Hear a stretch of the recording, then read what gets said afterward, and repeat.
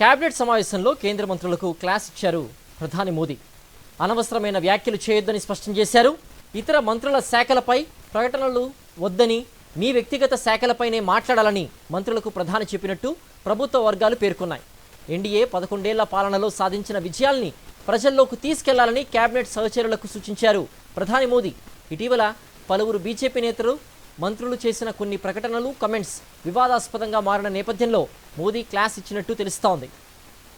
మరింత సమాచారం మా ఢిల్లీ ప్రతినిధి వెంకటేష్ అందిస్తారు. వెంకటేష్, కేబినెట్ సమావేశంలో మంత్రులకు మోదీ క్లాస్ తీసుకున్నట్టు తెలుస్తుంది. అనవసర వ్యాఖ్యలు చేయొద్దంటూ కూడా ఆయన ఆదేశాలు ఇచ్చినట్టుగా సమాచారం. పూర్తి వివరాలేంటి?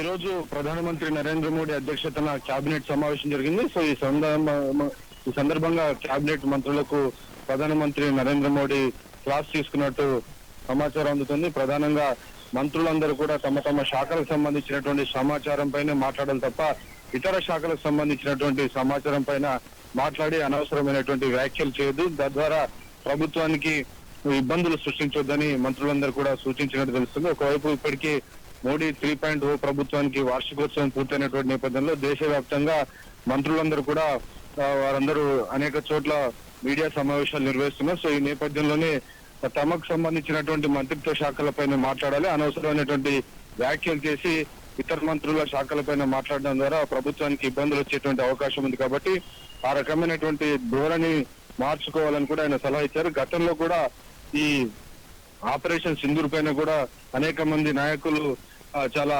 దారుణంగా మాట్లాడినటువంటి పరిస్థితి మనం చూసాం. ఇటు సోఫియా ఖురేషి పైన బీజేపీకి సంబంధించినటువంటి మధ్యప్రదేశ్ మంత్రి మాట్లాడినటువంటి వ్యాఖ్యలను కూడా దేశవ్యాప్తంగా తీవ్రమైనటువంటి వివాదాన్ని సృష్టించాయి.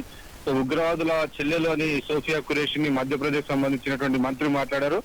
ఆ వ్యాఖ్యలపైన ఏకంగా సుప్రీంకోర్టు కూడా తీవ్ర ఆగ్రహం వ్యక్తం చేసి ఆయనను క్షమాపణ చెప్పాలని నేరుగా కోరినటువంటి పరిస్థితి చూసాం. సో ఇలాంటి ఎంబారాస్మెంట్స్ బీజేపీ నాయకులు క్రియేట్ చేస్తున్న నేపథ్యంలోనే ఈరోజు మంత్రులందరికీ ప్రధాని క్లాస్ తీసుకున్నారు.